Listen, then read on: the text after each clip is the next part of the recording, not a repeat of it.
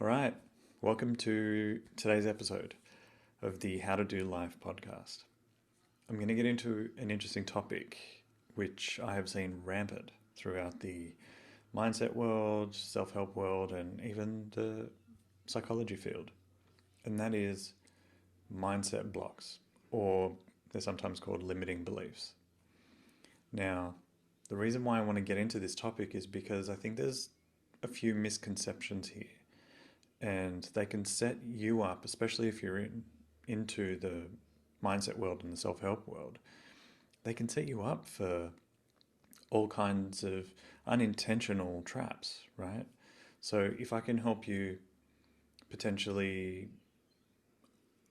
get yourself unstuck from these traps and maybe even avoid some of these, then I feel like I might actually be doing a little bit of my job here. So, what is a mindset block or a mental block or a limiting belief? Typically, the way they're taught is that we have these things, these beliefs or these ideas in our subconscious that are stopping us from achieving whatever it is we intend to achieve. Now, that might be, you've got a limiting mindset block around money, around how much money you deserve to earn, right? Or you might have a belief around the kind of person you deserve to be in a relationship with, or the kind of success that you deserve, or the popularity, or maybe even the following on social media. You could have these various blocks in your subconscious, and these things are holding you back. They're keeping you stuck. And these limiting beliefs that are supposedly keeping you small and keeping you from achieving what you deserve are what are called mindset blocks or mental blocks or even limiting beliefs. Now, I don't necessarily subscribe to the whole notion that you have very specific mindset blocks that are holding you back. The reality is they're not blocks, they're not things that are in your way. And that's what I want to address here. So, what happens when people are feeling stuck, right? And this might be you, where you've got these habits and you've got these behaviors and you feel like no matter what you do, you can't seem to change the behavior. If you start to delve into the self-help world, you might discover that some of the literature out there says to you, well, you've got mindset blocks and you've got these mental blocks and limiting beliefs, right? There's a conflict here though, because they're not actually limiting you. And the moment we label them as limiting, the moment we label them as a block, we immediately give these abstract, mystical creatures in our mind power and control, right? Which by default disempowers you. It removes your sense of reliability, your sense of responsibility over your own life, and places it in this thing that's hidden under the covers of your subconscious that you won't ever be able to get access to, and you might have to spend 6 years meditating somewhere on some retreat in the mountains to truly unlock and access this part of your subconscious. And quite frankly, it's disempowering. It doesn't actually make you feel like you're getting anywhere. It doesn't actually make you feel like you're making progress in your life. It makes you feel like you are at the whim of your subconscious. Deal with it, right? Just get used to it. There are some models of thinking that, especially in the hypnosis world, that try and get you into a semi-auto-suggestive state, which means that you're semi-conscious, which tries to get you into your subconscious so you can start to kind of reveal and awaken these subconscious beliefs and limiting mindset blocks and so on. But that isn't always practical, right? If you're in the middle of a crisis, you're not going to pause the situation you're in and go and sit in a bedroom or a bathroom or something like that and try and get yourself into some kind of hypnotic state. They're useful in certain applications, but it can actually hold you back and make you feel disempowered, which is my point here. So I want to address this notion of it being limiting, because the only reason you have these beliefs, the only reason you have these blocks in your mind in the first place is because you allowed yourself to create them. You allowed yourself to install them in your mind as a system, as a thought process, and as a reference in your beliefs. And what I mean by that is, when we create beliefs in our mind, it's usually the result of some kind of experience we've had. At some point in our lives, we have an experience for the first time, and based on the way in which we perceive this experience, either positive, negative, or neutral, we develop a belief off the back of that experience. As an example, let's say when you were a child, mum and dad were fighting, and dad was raising his voice and mum started crying. But you weren't in the room, you could just hear it from your bedroom upstairs. And so somewhere in your belief system, you develop the belief that men are aggressive and they have a really strong dominating tone and they make women cry, right? And so moving forward, you carry that belief with you. So whenever you hear a man raise their voice, you might feel yourself getting triggered and you're not even sure why. And you find yourself in a bit of a fight-flight response.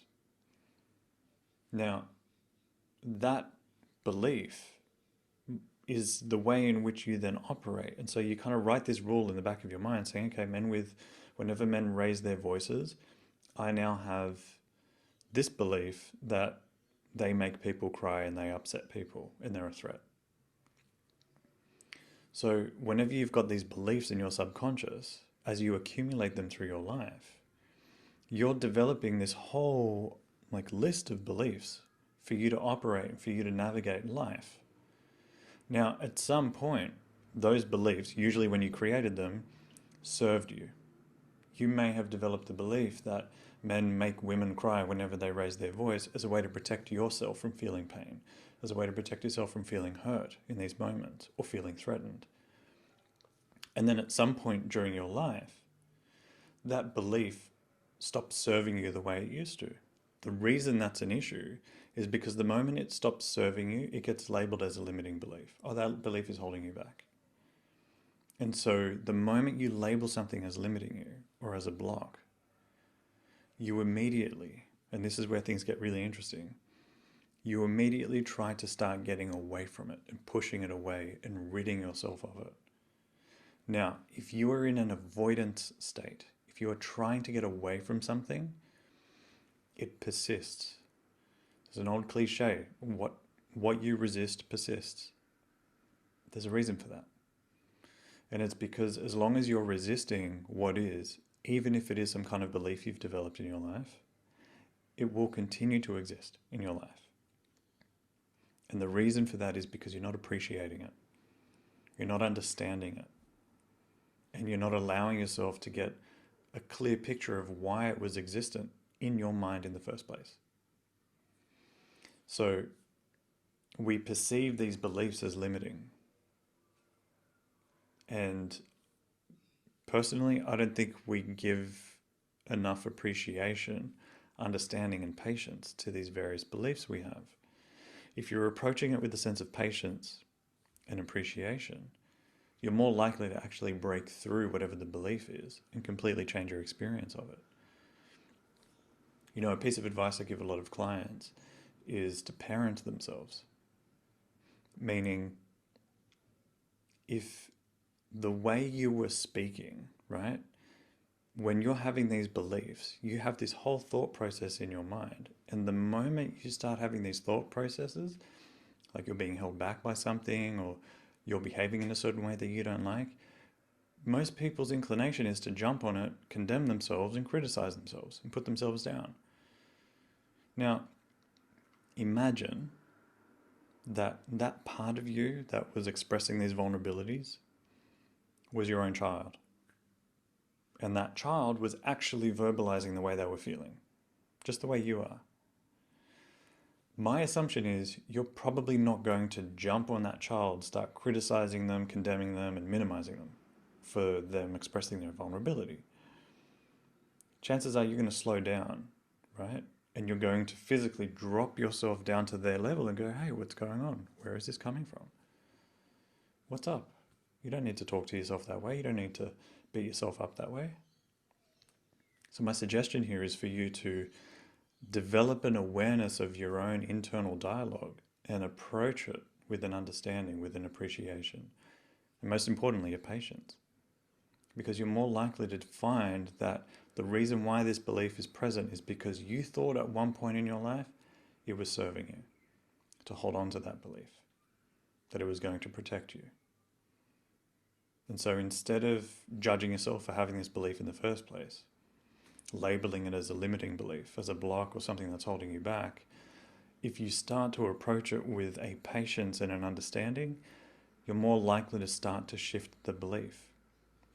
So if I continue with this example of mum and dad arguing while you were upstairs in your bedroom as a child, if you find yourself having this belief and you find that it's coming up in your life in a moment as an adult and you're feeling yourself triggered, slow down and ask yourself, where is this coming from? Where did I witness this same thing in my life at some point? Somewhere in the past, you experienced it. There's always an origin for most people in this lifetime.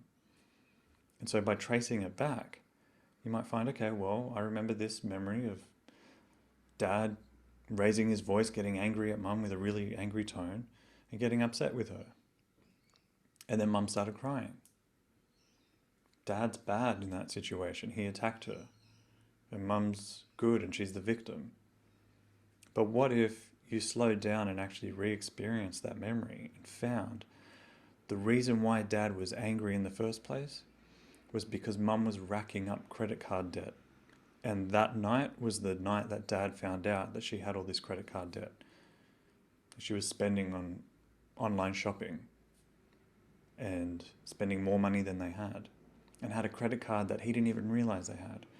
And so he was feeling trapped by having to be the sole income earner and having to now deal with this debt because he had no intention of abandoning her. So he was frustrated, and her crying was out of shame that she had done it in the first place and that she was hiding it from him, not because he was being aggressive.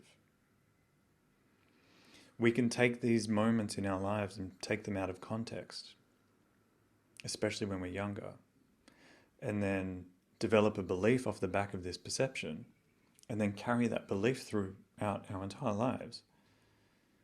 And then at some point, we read a self-help book, and this self-help book says to you, well, you've got limiting beliefs, you've got mindset blocks, these are all your problems. You're screwed. Good luck. Or they tell you to try and outpower these subconscious beliefs you have. As far as I'm concerned, that doesn't necessarily help us. That can actually keep us stuck too, because then whenever you feel yourself coming up with a new belief and something is coming to the surface again, your first inclination is to shut it down, which doesn't actually help you get anywhere. My preference is for you to be able to come with an understanding and with a patience. Like patience with yourself, I cannot emphasize enough. We live in a world filled with impatience, and yet the person that you're meant to be the most patient with is you. So here's what I'd suggest. I'd like you to take some of these insights that I've given you to explore some of these past beliefs that are coming up and ask yourself, is it actually limiting you, or was it serving you? Was it actually helping you at the time? And when you can start to reveal that these beliefs once served you, then it's easier for you to essentially thank them, right? Like, think about something you're done with, a piece of furniture or clothing or something like that. Marie Kondo is made hugely famous for her book and her Netflix series, where she suggests when people start donating their old clothes and their old possessions, to thank them and let them go, right? It's essentially the same thing. It is thanking something that once served you, but because it's fulfilled its purpose in your life, it no longer serves you. So thank you. I don't need you as a belief anymore. And you will find that each and every time you discover these subconscious blocks, these subconscious beliefs, and you explore their origin, you will find that they served you then, but they no longer serve you now. And that's okay. So by discovering where these start for you, you immediately start to dissolve the label of it being an obstacle, it being a block, it being something that is limiting you, and that you realize it's kind of like a teddy bear that you've held on to for too long. You're like, oh, okay, I realize this now. I think I've outgrown my teddy bear. I'm 35. I could probably sleep without a bear. Thank you. You can go and serve someone else. This is what I wanted to cover today because I've been getting a few messages about people saying to me, hey, I think I could use some of your help because I'm dealing with these limiting beliefs and these subconscious blocks and these various emotions that are holding me back. And the reality is, they're not necessarily holding you back. They're just coming up at certain times in your life to be worked through. It's kind of like they're putting their hand up saying, I'm next. Please, can you work through me? Can you let go of me? And the timing of all these different emotions and different beliefs and blocks that are coming up for you at different stages of your life is perfect, because usually when you come up against a new obstacle in your life, whatever beliefs that are ready to be worked through show up. And I mean, let's face it, they all come up at what feels like a really inconvenient time, and they all tend to be loud. It's like 7 people entering the room, all talking over each other at the same time. And so it can feel like it's chaotic, but the reality is they're all like, we've been waiting here for a really long time. Finally, we're in. Give us some attention, please, because we're done. Like, we need to be resolved. We're ready to be resolved. So while it might feel uncomfortable, while all this stuff is coming up for you at different times in your life, what I want you to consider is it's all serving you.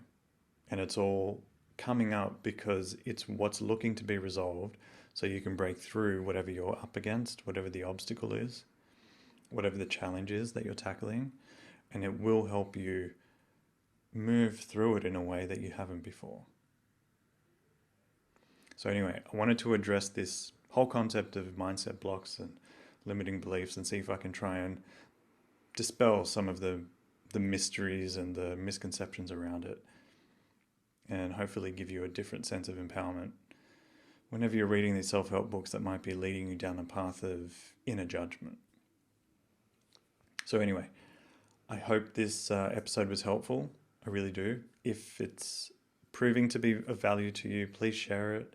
Make sure you subscribe on whatever platform you're listening to or watching the podcast on. And I look forward to seeing you in the next episode.